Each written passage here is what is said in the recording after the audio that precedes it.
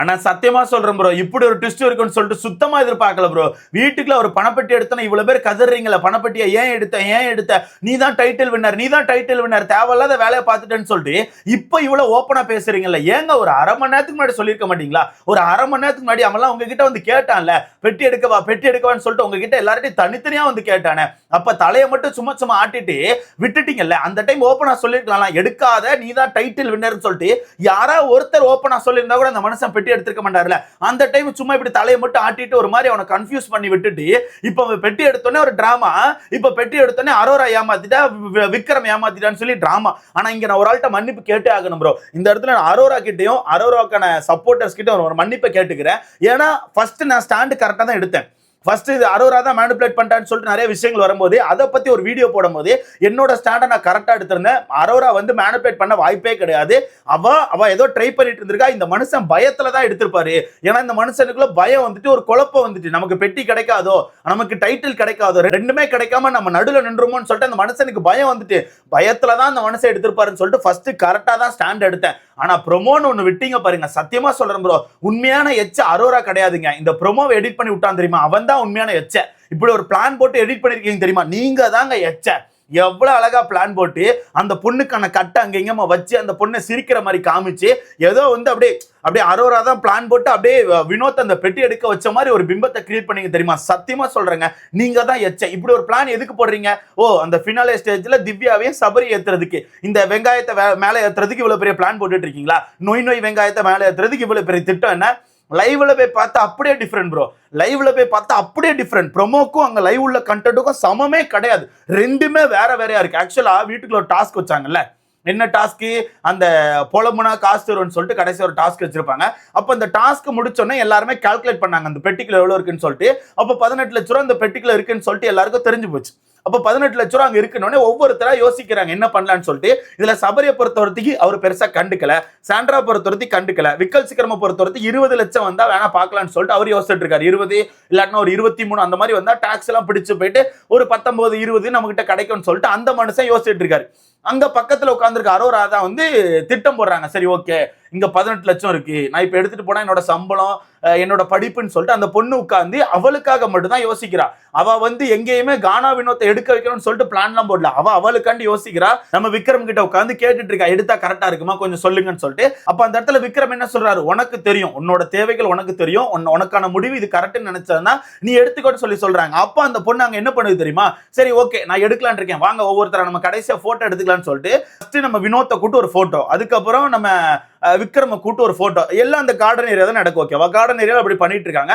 அப்புறம் சடனா பார்த்தா உள்ள வந்து நம்ம பொய்க்கோழி ஹல்வா செஞ்சுட்டேன்னு சொல்லுது. அப்ப எல்லாரும் அப்படி உள்ள போறாங்க. இப்படி எல்லாரும் லைனா எந்திரிச்சு உள்ள போறாங்க. உள்ள போகும்போது நம்ம அவங்க பேர் என்ன, திவ்யா உட்காந்து நான் சாப்பிட்டுட்டு வந்து பெட்டி எடுக்க போறேன்னு சொல்லிட்டு திவ்யா சொல்றாங்க. அப்ப அந்த இடத்துல அரோரா என்ன சொல்றாங்க, இல்ல நான் யோசிச்சுட்டு இருக்கேன், பெட்டி எடுக்கலாமான்னு யோசிக்கிறேன்னு சொல்லி சொல்றாங்க. அங்க திவ்யாவும் சொல்றாங்க நான் பெட்டி எடுக்க போறேன்னு சொல்லிட்டு திவ்யாவும் சொல்லிட்டு தான் இருந்தாங்க, நான் சாப்பிட்டு வந்து அந்த பெட்டி எடுப்பேன்னு சொல்லிட்டு திவ்யா சொல்றாங்க. அங்க நம்ம அரோரா வந்து ஹல்வா தான் எடுத்துட்டு இருக்காங்க. ஓகேவா, அப்ப கானா வினோத் ரொம்ப கன்ஃபியூஸா அங்க எங்க சுத்திட்டு இருக்காரு. ஒவ்வொருத்தருக்கிட்ட போய் கேட்காரு, கெமி கிட்ட போய் கேட்காரு, ரம்யா கிட்ட கேட்காரு, வியானா கிட்ட கேட்காரு, எல்லார்கிட்டையும் கேட்காங்க. ஏன் பிரவீன் கிட்ட கூட கேட்டாங்க, எல்லார்கிட்டையும் கேட்காரு. எல்லாருமே இப்படி தலையை மட்டும் ஆட்டுறாங்க, எடுக்காத அப்படின்னு தலையை மட்டும் ஆட்டுறாங்க. யாருமே பேசல, எல்லாரும் தலையாட்டுறாங்க. அந்த மனுஷன் அப்ப கன்ஃபியூஸ்ல தான் சுத்திட்டு இருக்காரு. ஏன்னா 18 லட்சம் அங்க இருக்குங்க. 18 லட்சம் அப்படிங்கிறது சின்ன அமௌண்ட் கிடையாது. அப்ப அந்த மனுஷன் கன்ஃபியூஸ் ஆகி எல்லார்கிட்டையும் கேட்காரு, எடுக்கலாமா. இங்கே ஒரு விஷயம் நமக்கு தெரிஞ்சு போச்சா, அந்த மனுஷன் குழம்பிட்டாரு. அந்த மனுஷனுக்கு பயம் வந்துட்டுன்னு சொல்லிட்டு. அது மட்டும் இல்லாம நான் ஒரு ஸ்டாண்ட் எடுத்து ஒரு வீடியோ போட்டிருப்பேன், இந்த மூணாவது ப்ரோமோ ரிவ்யூக்கு முன்னாடி இன்னொரு வீடியோ போட்டிருப்பேன். அதுல ஒரு பாயிண்ட வந்து நான் ரொம்ப தெளிவா சொல்லியிருந்தேன். அவர் பயந்துட்டாரு. ஏன்னா வீட்டுக்குள்ள வந்து தண்ணிப்பல வந்து சபரி தான் டைட்டில் வின்னர்னு சொன்னோன்னே இவரு ஆல்ரெடி மனசுக்குள்ள நம்ம டைட்டில் வின் பண்ணிடுவோம்னு சொல்லிட்டு ஒரு இதுல இருந்தார். அப்ப சபரி தான் டைட்டில் வின்னர் சொன்ன ஆரம்பிச்சனே இவருக்கு பயம் வந்துட்டு, அப்ப நமக்கு டைட்டில் கிடைக்காது, அப்படித்தானே, நமக்கு டைட்டில் கிடைக்காது. அப்ப அடுத்த கட்டமா இருக்கிற இந்த பணம் மட்டும்தான். இந்த பணத்தையும் விட்டுட்டானா எனக்கு பணமே கிடைக்காது, எப்படி இந்த பணத்தையும் விட்டுட்டானா எனக்கு வேற பணமே கிடைக்காது, என் குடும்பத்தை பார்க்க முடியாதுன்னு சொல்லிட்டு அந்த மனுஷனுக்கு பயம் வந்துட்டுன்னு சொன்னேன். சேம் அதே டைலாக் வீட்டுக்குள்ள சொன்னாரு ப்ரோ.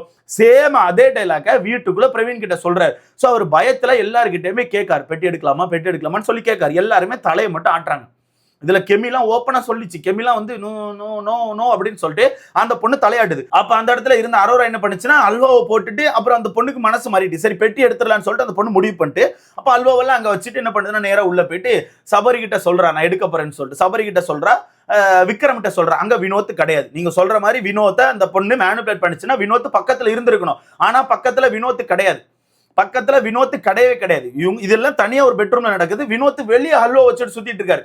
அந்த லிவிங் ஏரியா அந்த கிச்சனை சுத்திட்டு இருக்காரு. அப்ப உள்ள போயிட்டு விக்ரம்கிட்ட சொல்லிட்டு வாங்க விக்ரம் நான் எடுக்க போறேன்னு சொல்லிட்டு விக்ரம கையோட கூப்பிட்டுட்டு அந்த பொண்ணு வெளியே போகுது. யாருக்கிட்டே சொல்ல, அந்த பொண்ணு யாருக்கிட்டே சொல்ல, அந்த பொண்ணு தனியா வெளியே போகுது. அப்ப விக்ரம் அப்ப அந்த இடத்துல வினோத் கிடையாது. நீங்களாம் சொல்ற மாதிரி அவர் மேனிபுலேட் பண்ணிட்டாருன்னு சொல்ற ஒரு பிம்பம் இருந்துச்சுன்னா அந்த இடத்துல வினோத் இருந்திருக்கணும். அந்த இடத்துல வினோத் இருந்திருந்தாதான் வினோத்தை வந்து அந்த பொண்ணு டெம்ப்ட் பண்ணிச்சு நம்ம சொல்ல முடியும். ஆனா அங்க வினோத் கிடையாது. வினோத் உள்ளதான் இருக்காரு. வினோத் உள்ள அல்வாவை போட்டுட்டு உள்ள நின்றுட்டு இருக்காரு. அப்ப இந்த பொண்ணு வெளியே வந்துட்டு விக்ரமை கெட்டி பிடிச்சி நான் எடுக்க போறேன், நான் முடிவு பண்ணிட்டேன்னு சொல்லிட்டு அந்த பொண்ணு நிக்குது. அந்த பொண்ணு எடுக்க வர்றது யாருக்குமே தெரியாது.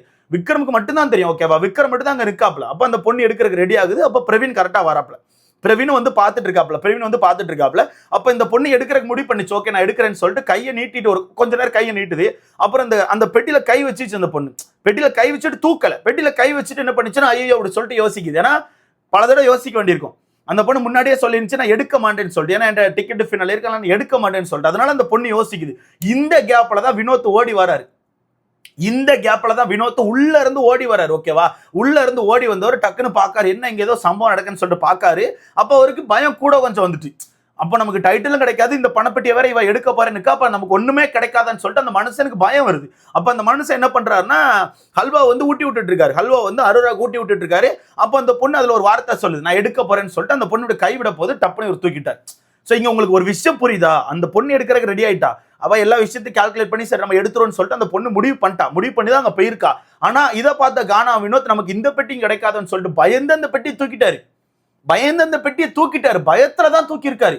ஓகேவா, இங்க வந்து அவர் தூக்கணும்னே அரோரா சிரிக்கலாம் இல்ல, எல்லாமே கட்டு ப்ரோ, எல்லாமே கட் பண்ணி ஒட்டி வச்சு அந்த பொண்ணை கேவலப்படுத்திருக்கானு. இந்த அளவுக்கு எச்ச வேலை எதுக்குடா நீங்க பாக்கணும்? தெரியாம கேட்கிறேன், இந்த அளவுக்கு எதுக்கு எச்ச வேலை பார்க்கணும்? ரொம்ப இப்படி ஒரு கட்டிங்க ஒட்டிங்க எல்லாம் போட்டு வச்சு ஏன் மக்களை இது பண்றீங்க?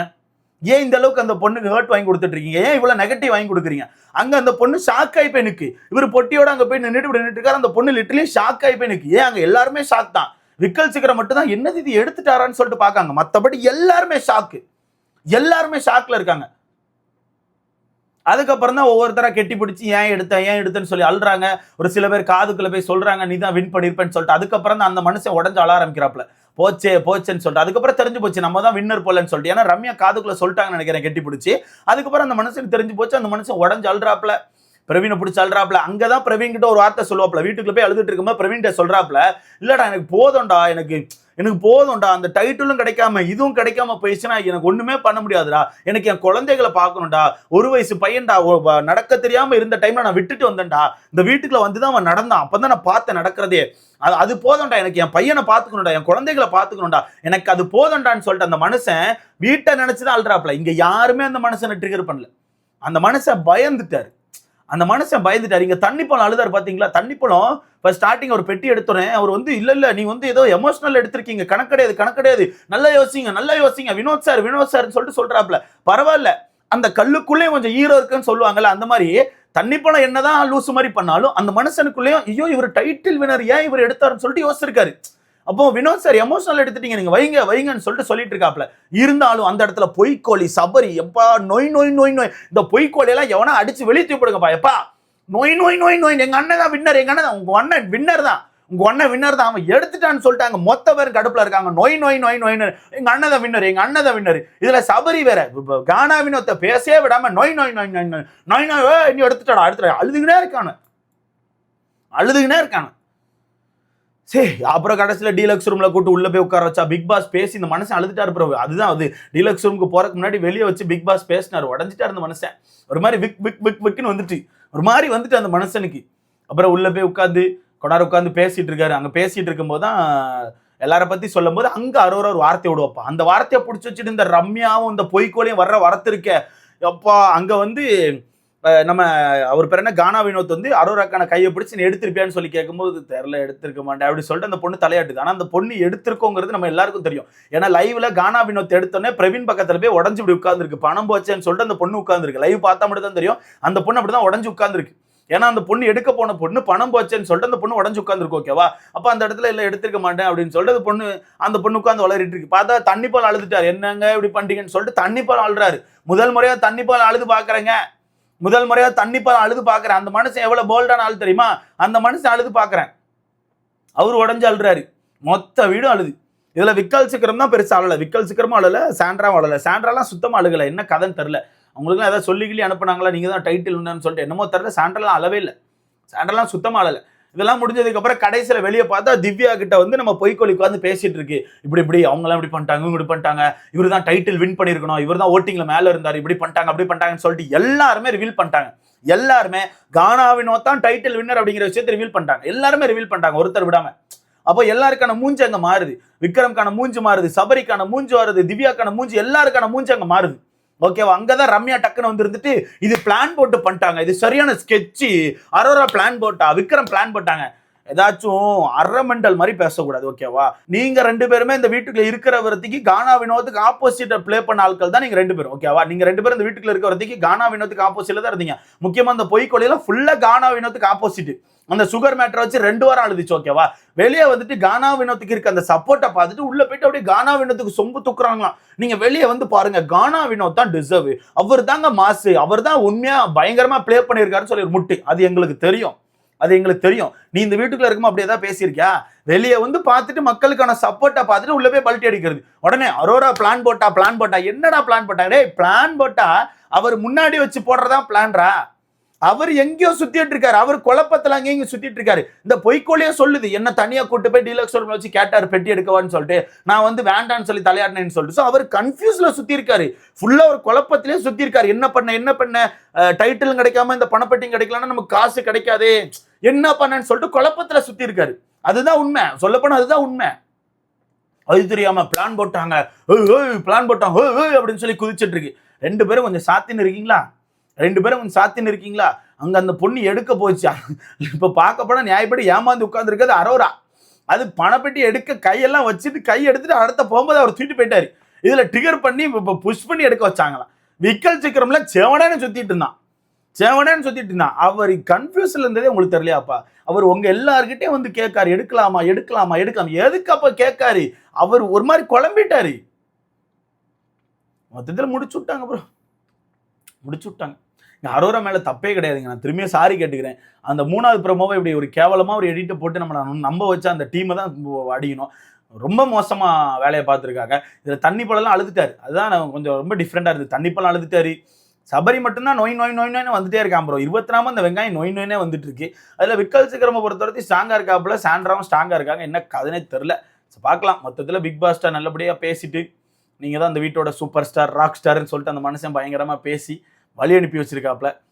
நல்லா இருக்கு. இருந்தாலும் அந்த மனுஷன் போகும்போது ஒரு டைலாக் சொன்னார் பாருங்க, இப்போ காசு எடுத்திருக்கா, அது மட்டும் இல்லாமல் வீட்டுக்குள்ள 98 நாள் இருந்திருக்கா, எல்லாம் சேர்த்து வச்சு பார்க்க போனா டைட்டில் வின்னர் அமௌண்ட் தான் எனக்கு வந்திருக்கு, ஒன்றும் பிரச்சனைன்னு சொல்லி போனாப்ல. ஏன்னா அவருக்கு சம்பளம் மட்டுமே குறைஞ்சது எனக்கு தெரிஞ்சு நிறைய சொல்றாங்க, அது எவ்வளோன்னு தெரில. நிறைய பேர் நிறைய விஷயங்கள் போட்டுட்டு இருக்காங்க. சம்பளம் மட்டுமே குறைஞ்சது ஒரு 30 கிட்ட வந்திருக்கும் அப்படிலாம் சொல்றாங்க. அது நம்ப முடியுமான்லாம் எனக்கு தெரியல. அவ்வளோ வந்திருக்குமான்லாம் எனக்கு தெரியல கைஸ்.